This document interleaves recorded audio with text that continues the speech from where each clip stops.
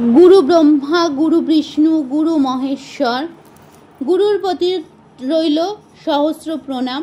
সামনে যেহেতু গুরু পূর্ণিমা, সেই গুরু পূর্ণিমার সময়সূচি সম্পর্কে এবং গুরু মন্ত্র সম্পর্কে এবং গুরু পূর্ণিমা কেন পালন করার সমস্ত কিছু আজকের ভিডিওর মাধ্যমে তুলে ধরার চেষ্টা করব।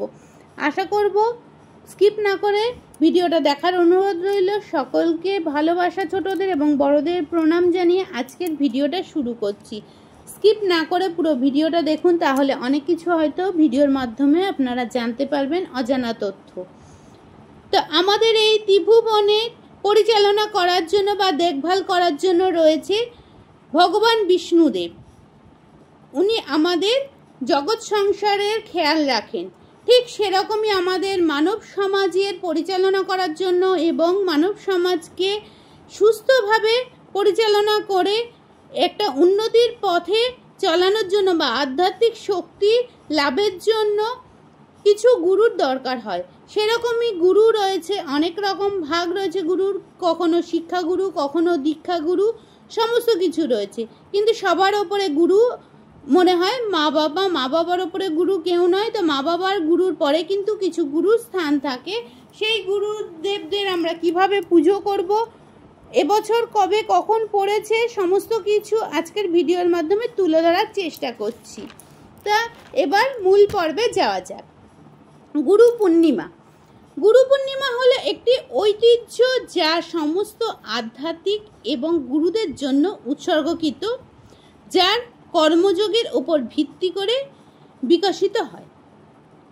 গুরু পূর্ণিমা যা পালন করা হয় আষাঢ় মাসের পূর্ণিমা তিথিকে গুরু পূর্ণিমা হিসেবে পালন করা হয়।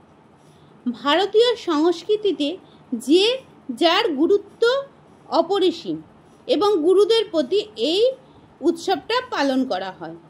এই দিন শিক্ষক এবং গুরুর প্রতি শ্রদ্ধা নিবেদন করার জন্য উৎসর্গকৃত দিন। এই দিন শিষ্যরা তাদের গুরুদের প্রণাম করেন এবং পুজো করেন এবং তাদের প্রতি কৃতজ্ঞতা প্রকাশ করেন। এটি শুধুমাত্র শিক্ষক দিবস নয়, এটা আধ্যাত্মিক গুরুদের প্রতি শ্রদ্ধা জানানো। গুরু পূর্ণিমার ইতিহাস কি? গুরু পূর্ণিমা মূলত মহর্ষি ব্যাসদেবের উৎসর্গকৃত। হিন্দু সমাজের সবথেকে গুরুত্বপূর্ণ একজন ব্যক্তি হলো যিনি মহাভারত রচনা করেছেন।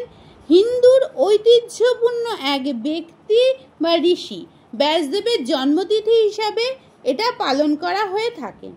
এছাড়া হিন্দু ধর্মাবলম্বীদের পাশাপাশি এই গুরু পূর্ণিমাটা কিন্তু বৌদ্ধ এবং জৈন ধর্মেও কিন্তু ধুমধাম করে পালন করা হয়। আদিগুরু শিব, কেউ কেউ বিশ্বাস করেন ওই দিন ভগবান শিব প্রথম গুরু হিসাবে আবির্ভূত হয়েছিলেন এবং সপ্তর্ষিদের জ্ঞান দান করেছিলেন। গুরু পূর্ণিমায় কি কি করা উচিত? গুরু পূর্ণিমা গুরুচরণে পুজো তো করা উচিত এবং কিছু দান সামগ্রী দেওয়া উচিত। তার আগেও বেশ কিছু কিন্তু নিয়ম আছে, সেগুলো কিন্তু পরে বিস্তারিতভাবে জানাচ্ছি। এই উৎসবটা কিন্তু বৌদ্ধ ঐতিহ্য। গুরু পূর্ণিমার বৌদ্ধ ধর্মেও বিশেষ তাৎপর্য রয়েছে, কারণ ভগবান বৌদ্ধ জ্ঞান লাভের পর সারণ্যে তার প্রথম ধর্ম উপন্যাস প্রচার করেছিলেন। পূর্ণিমার দিন কি করা উচিত? ভোর ভোর কিন্তু ঘুম থেকে উঠে গঙ্গা স্নান করা উচিত এবং গঙ্গা স্নান করা যদি সম্ভব হয় তাহলে তো খুবই শুভ। সম্ভব না হলে বাড়িতে গঙ্গা জল কিনে গঙ্গা জলের সাথে কিন্তু কালো তিল মিশিয়েও স্নান করতে পারেন এবং স্নানের পর পরিষ্কার বস্ত্র পরে প্রথমে সূর্যদেবের প্রণাম করবেন। তারপর ঘরের ইষ্ট দেবতার পুজো করবেন।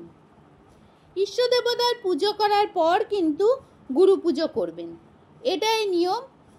এবং গুরু পুজোর সময় কিন্তু গুরুদেবকে যে আসনে বসাবেন সেখানে কিন্তু হলুদ বস্ত্র পাতার রেওয়াজ রয়েছে এবং হলুদ ফুল দিয়ে পুজো করারও রেওয়াজ রয়েছে। এই সময় কিন্তু আপনি প্রথমে গুরু যেখানে পুজো করবেন সেই স্থানটিকে পরিষ্কার করে সুন্দর করে স্থাপন করার পর সেখানে গুরু মূর্তি অথবা গুরুর ছবি কিন্তু স্থাপন করবেন এবং সামনে প্রণাম করুন এবং গুরু মন্ত্র জপ করুন। গুরু পূর্ণিমার দিন অনেকে উপবাস থাকেন। গুরু পূর্ণিমার নিয়ম কি? পুজোর নিয়ম ঘরোয়াভাবে কিভাবে গুরুদেবকে আপনারা পুজো করবেন।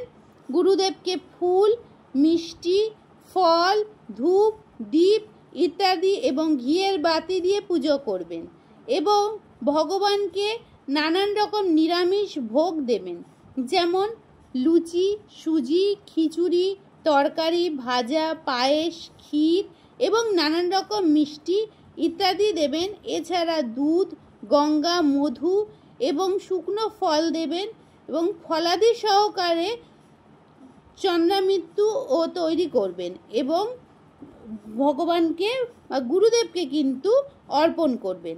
ওই দিন নিরামিষ খাওয়াই কিন্তু শুভ বলে ধরা হয় এবং পুজোর পর কিন্তু গুরুর চন্দ্রামৃত্যু অবশ্যই গ্রহণ করবেন। গুরু পূর্ণিমা ভালো না খারাপ? আষাঢ় মাসে পূর্ণিমাতে বাড়িতে এই পুজো করলে সুখ, শান্তি এবং সমৃদ্ধি বয়ে আনে বলে বিশ্বাস করা যায়। ধ্যান, তপস্যা এবং দান করার পাশাপাশি এই দিন কিন্তু সত্যনারায়ণের পুজো করবেন, অত্যন্ত ফলস্বরূপ হিসেবেও ধরা হয় এবং পুজোর পর কিন্তু গুরুদেবকে কিন্তু কিছু দান সামগ্রী দান করবেন, সাধ্যমতো কিছু বস্ত্র, ফল এবং কিছু টাকা পয়সা কিন্তু দান করবেন গুরুর চরণে। এবার আসা যাক 2025 সালের কখন এই পূর্ণিমা তিথি লাগছে। ইংরাজির 9 জুলাই 2025, বাংলার 24 আষাঢ় 1432 বুধবার রাত্রি 1:23 পূর্ণিমা শুরু হচ্ছে এবং সমাপ্তি হচ্ছে 10 জুলাই 2025, 25 আষাঢ় বৃহস্পতিবার রাত্রি 2:34। সত্যনারায়ণ পুজো করার সময় কি? সত্যনারায়ণ পুজো করা এই দিন খুবই ভালো, যেহেতু নারায়ণ ঠাকুর বা বিষ্ণু আমাদের বিশ্বব্রহ্মাণ্ডের গুরু, তো তাকে কিন্তু পুজো করা খুবই শুভ। তাই এই পুজোর সময়সূচি হচ্ছে 10 জুলাই বৃহস্পতিবার সন্ধ্যা 6:25 থেকে পুজোর সমাপ্তি হবে সন্ধ্যা 7:58 মধ্যে। এই দিন নিশি পালন, ব্রত পালন সম্পূর্ণ করবেন এবং গঙ্গা স্নান করার শুভ সময় কি?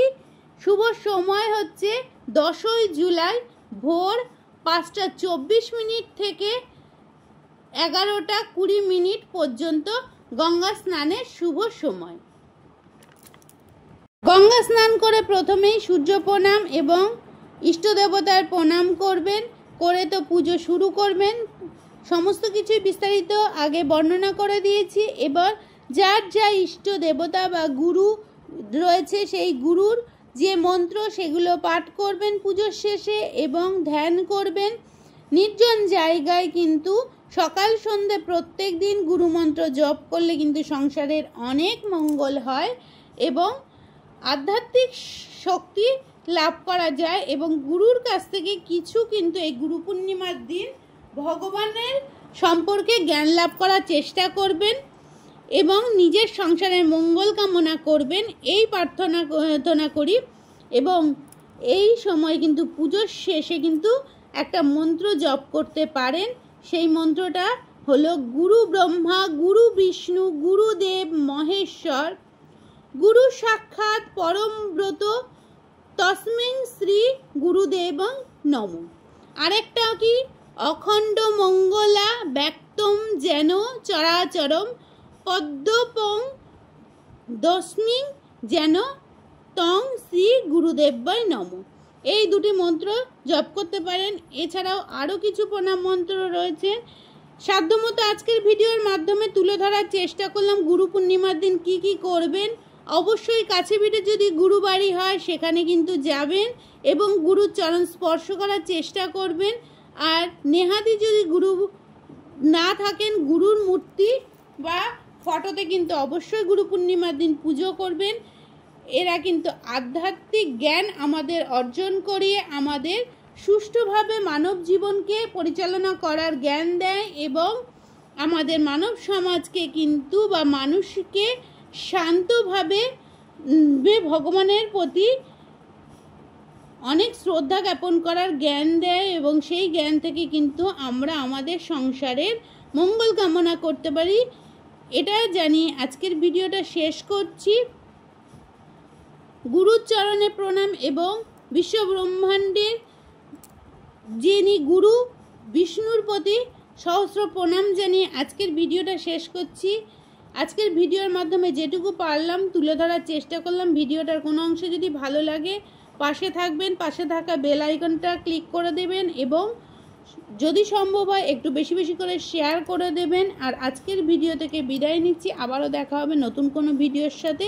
সবাই ভালো থাকবেন, সুস্থ থাকবেন এবং সাবধানে থাকবেন এই বলে আজকের ভিডিও থেকে বিদায় নিচ্ছি।